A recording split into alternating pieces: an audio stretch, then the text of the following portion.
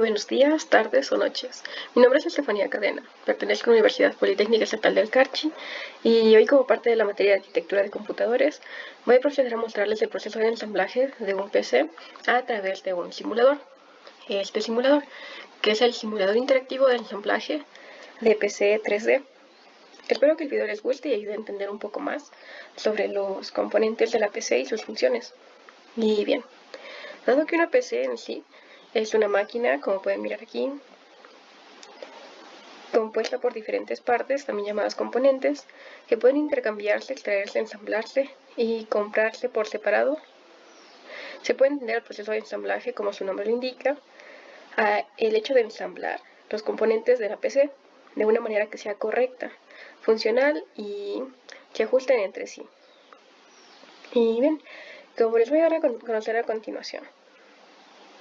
Un datito adicional que puedo agregar es que el simulador interactivo de ensamblaje, como ya les mencioné, fue creado por Cisco y resulta de gran utilidad al momento de aprender sobre hardware, componentes, su ubicación y la función que desempeña cada uno. Por si no has usado este simulador y deseas probarlo, te adjunto el link de descarga en la descripción de este video. De momento colocaremos el curso en modo de aprendizaje, que está aquí. Y podemos visualizar un case, que es el sitio de la unidad del sistema o gabinete, que también podemos llamarla como carcasa de la PC, puesto que es así, que es aquí, donde se ubican todos sus componentes, y por eso es una de sus partes más importantes. Aquí podemos mirar el case totalmente vacío. Existen dos tipos de case. Aquellos que ya tienen la fuente de poder incluida y aquellos que no. En este caso es una que no tiene la fuente de poder incluido. Los que no poseen su fuente de poder ya incluida son los que son aquellos de alta gama. Es así que cuando se arma un PC, esta parte, que es el case, es lo primero que debemos conseguir. Para escoger uno, debemos basarnos en diferentes características, como son el espacio, la gestión de cables, las conexiones delanteras y los compartimientos. Tras esto, damos clic aquí abajito, en la fuente de poder y procedemos a colocarla. Como pueden ver, tenemos que buscarle el modo correcto de colocarle para que se quede dentro de lo que es el case y le vamos a asegurar con unos tornillos.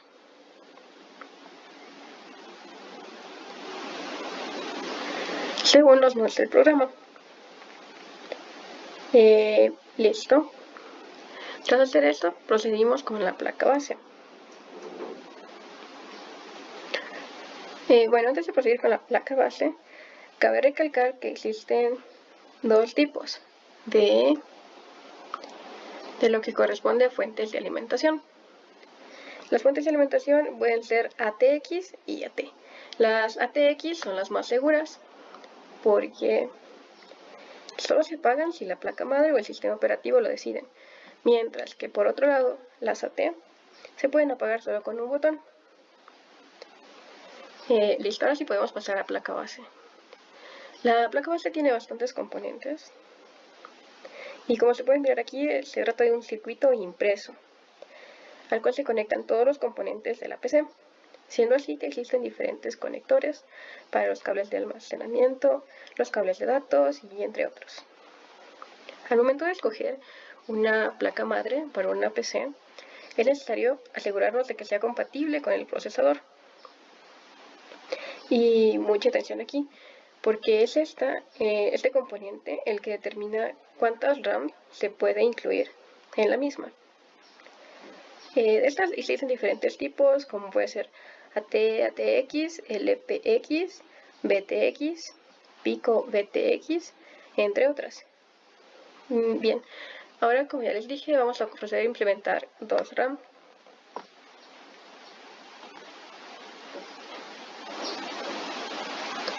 Y vamos a asegurarla con estos pestillos.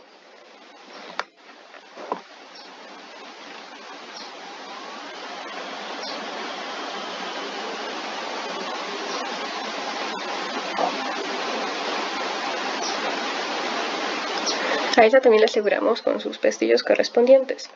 Bien, ¿qué es una RAM?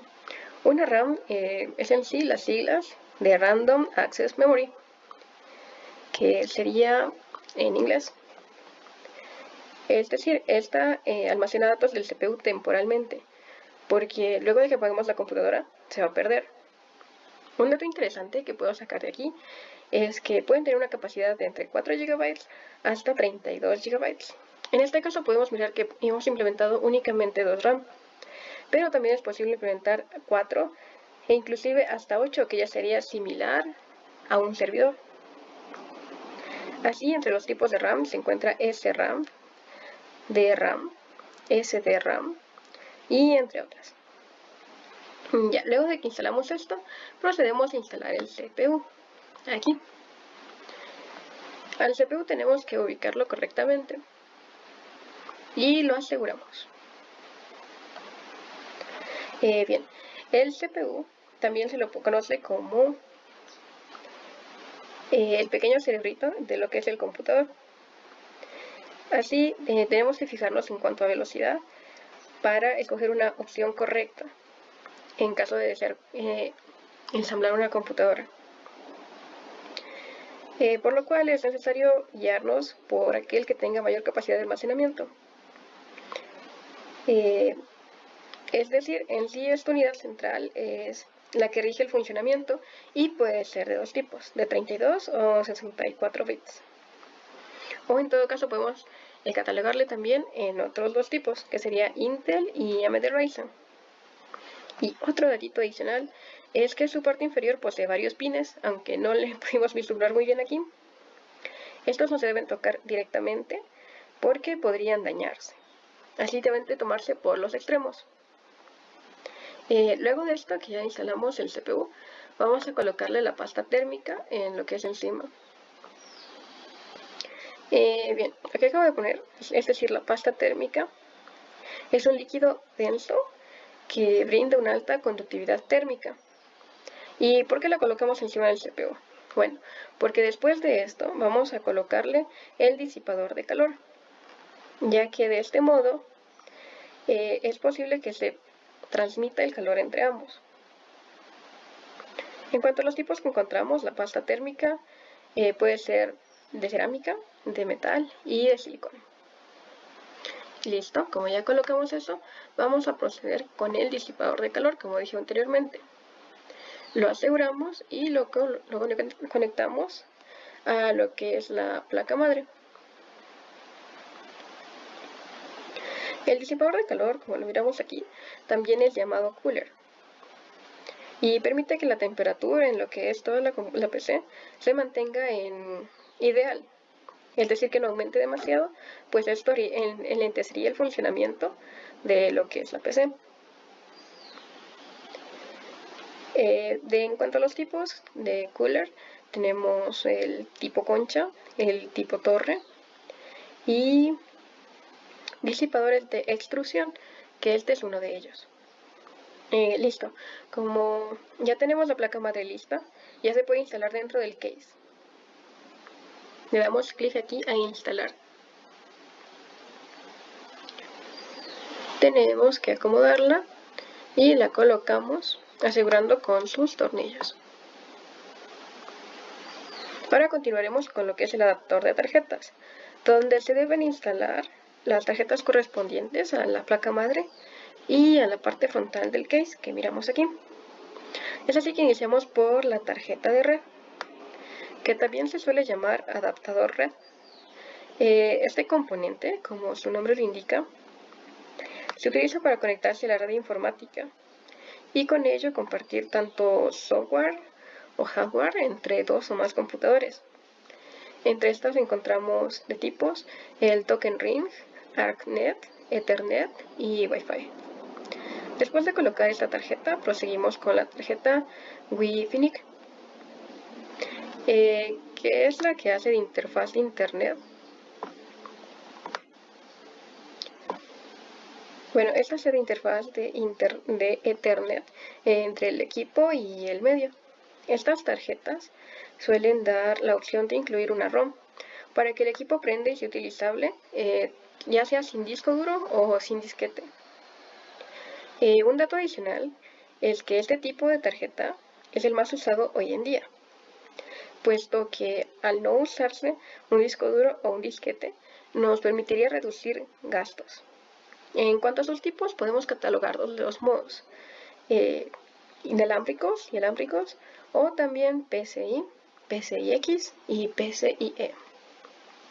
Y bueno, por último, vamos a colocar la tarjeta gráfica, también conocida como adaptador de video.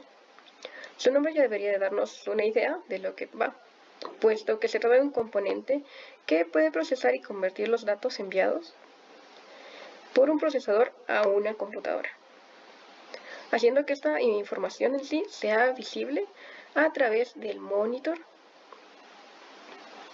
En cuanto a los tipos que tenemos de esta, es MDA, CGA y HGC. Luego de ello pasamos a colocar lo que son los discos internos,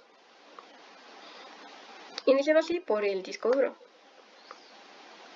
que se encarga en sí de almacenar la información y a su vez que permite que esta información sea recuperable.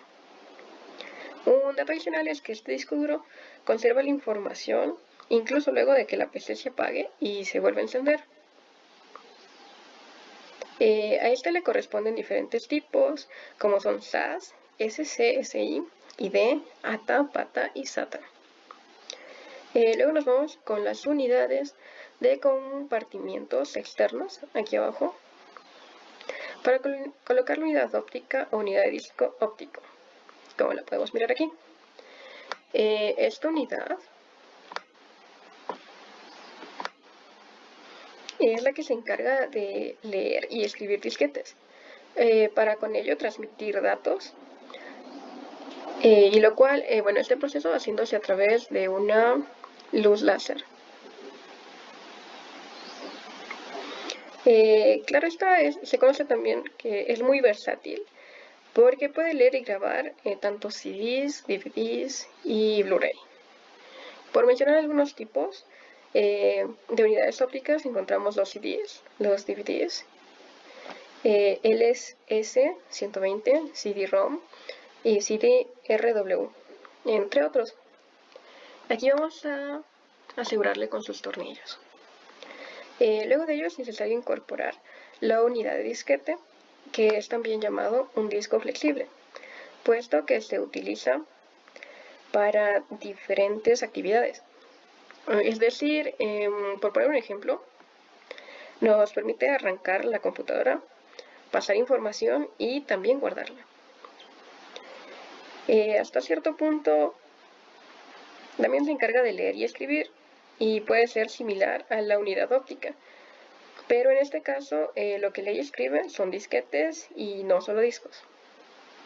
De este componente existen tres tipos, que son el floppy disk, el mini floppy y el micro floppy, según la capacidad de almacenamiento que tiene cada uno. Bien, luego de ubicar todos los componentes de la PC dentro del case, es necesario, como dije anteriormente, nos faltaba asegurarle con sus tornillos. Bueno, prosigo. Como dije anteriormente, es necesario conectar cada uno de los componentes a la placa madre, o en sí conectar sus cables internos o cables de interior, que los encontramos aquí abajito. Bueno, así empezamos con los 20 pines ATX, que es este cable de aquí. Tenemos que colocarlos de manera correcta, porque si no, este programa no nos lo va a permitir.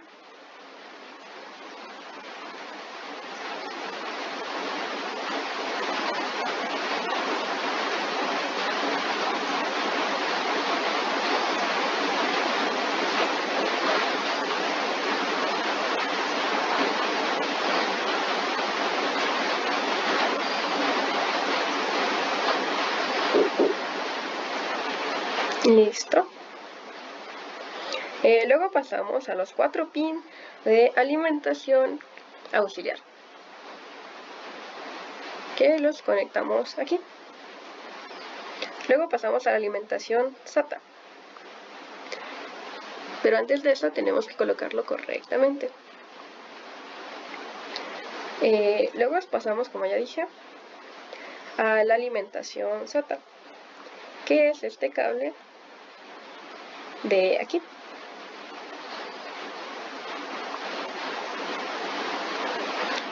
Luego pasamos al Molex de alimentación, que es este cable de acá.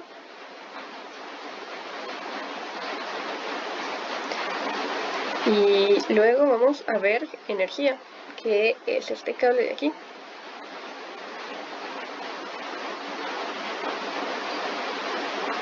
Que también tenemos que buscarle una posición exacta para que sea posible conectarlo. Luego vamos a conectar la alimentación del ventilador, que es este pequeño cable de aquí.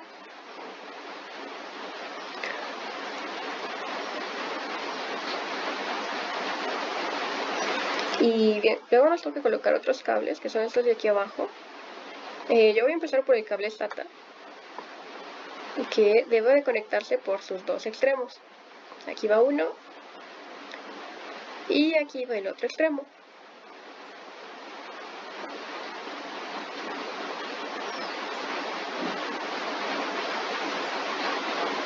Listo.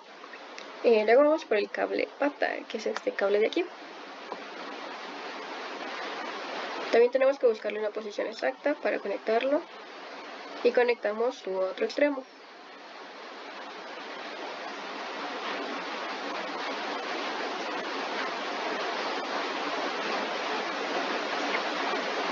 Y por último nos falta este cable, que son los cables de disquete. También tenemos que colocarlo por sus dos extremos.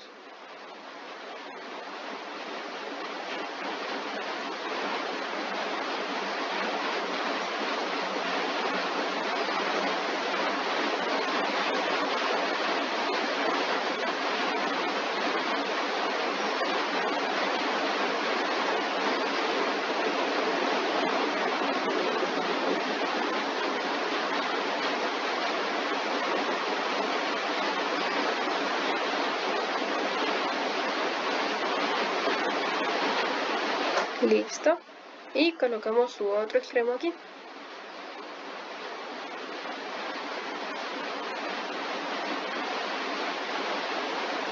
Y tras esto ya casi hemos terminado, pues solo nos resta conectar los cables externos.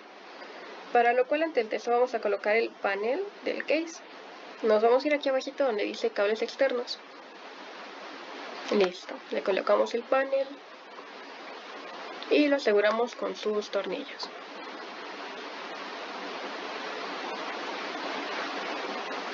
Ya solo nos resta conectar estos cables de aquí. Primero es el cable del monitor, que en sí va a estar conectado con la pantalla del computador. Luego vamos a colocar un par de periféricos, en este caso un periférico de entrada como es el teclado, que no hace falta fijarnos mucho porque tiene el mismo color que su puerto. Luego le colocamos otro periférico de entrada que es el mouse, pudiendo notar que tanto el cable como su puerto tienen un mismo color. Luego colocaríamos el cable USB, pero este ya está conectado, como podemos mirarlo aquí. Luego proseguimos con el cable de Ethernet.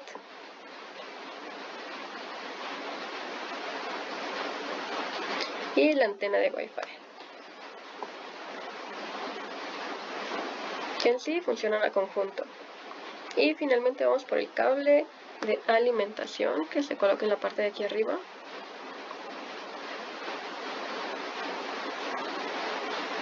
Listo. El otro extremo de lo que es el cable de alimentación se va a conectar un enchufe para que funcione correctamente el computador. Esta ha sido mi presentación, espero que les haya ayudado con mucho y no olviden revisar la descripción del video si desean descargar este simulador interactivo de ensamblaje. Gracias.